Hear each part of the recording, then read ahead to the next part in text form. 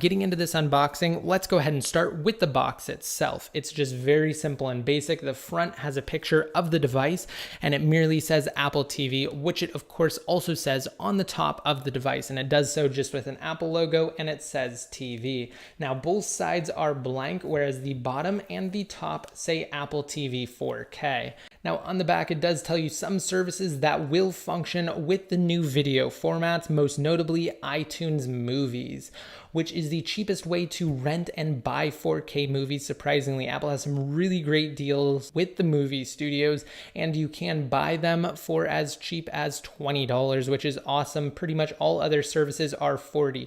And of course, this is 4K, and it does include 4K HDR options. This is the base 32 gigabyte model. There is also an optional 64 gigabyte upgrade.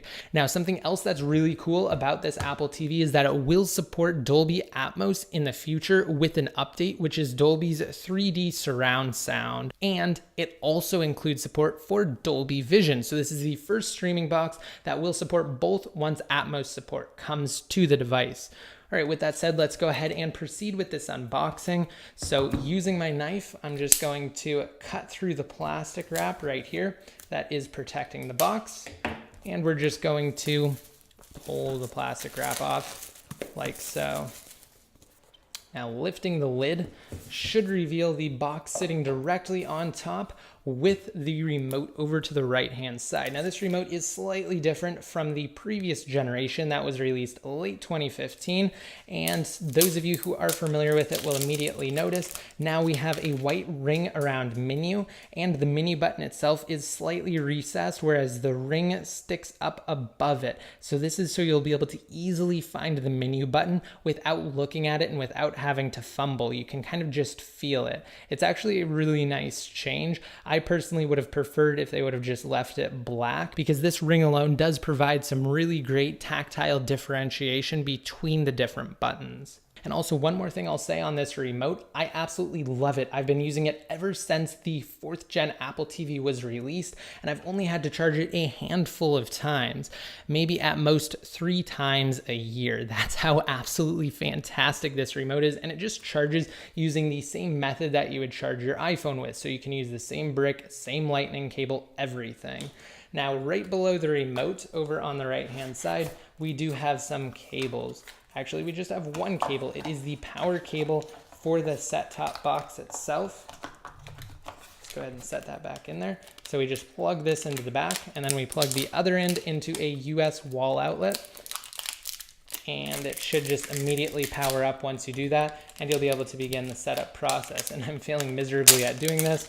Of course, you can just pull that tab. It was kind of hard to do that on camera there, but pulling the Apple TV box out, we can go ahead and do the same thing, just pulling this plastic tab here. And there we go. This is the exact same look as the previous generation. And we also do have to pull this piece off to reveal the ports on the back. And Apple still chose to go with that really, really shiny black around the sides, which isn't too big of a deal since you're not going to be handling this device, but it does mean that it's going to scratch more easily. So you really do have to be careful when you're plugging anything into the I/O here on the back. And by the way, you pretty much just have your AC power input. You also have your HDMI and then Ethernet port right here. That's it. So if you wanted to, you could connect an Ethernet cable. That way you could potentially take advantage of a faster Ethernet connection for streaming 4K intensive movies and videos. Now below where the Apple TV was, if we pull that out, we have this little sheet right here, or rather this little packet of information.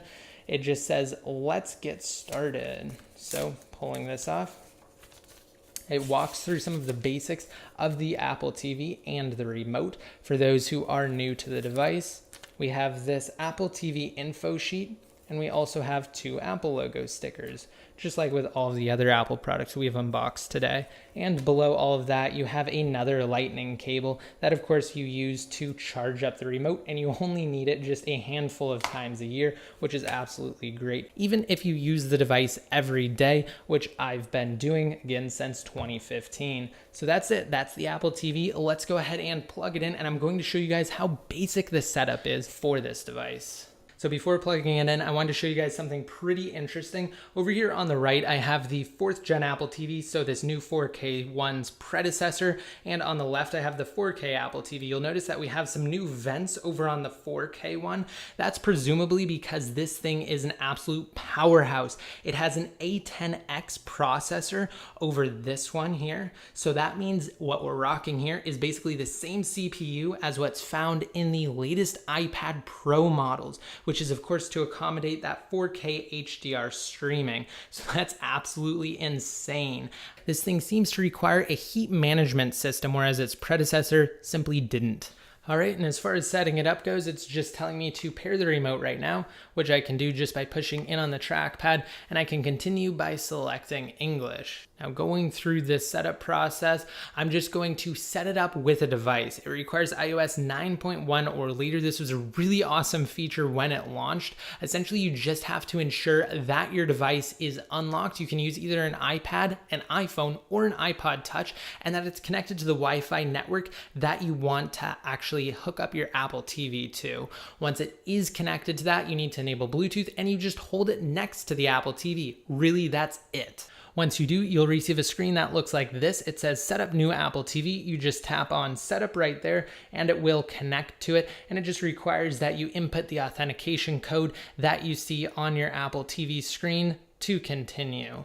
And once you do, then it will set up all of the settings such as Wi-Fi, your Apple ID, iCloud, all of that. It's really quite awesome. And any passwords that you have to confirm, like your Apple ID, will be done on your device, so you don't have to try to fiddle with the little Apple TV remote to input any sort of text. All right, and there we go. I just went through a few more screens on the Apple TV 4K, and it's actually asking us if we want to try HDR. So we can go ahead and tap on try HDR. It says that they're going to check if my TV supports it. I pretty much know that it probably won't, but we're just going to see if it will anyway. So we're going to click on that, and actually surprisingly it says your TV has been switched to HDR, so I'm going to click on OK.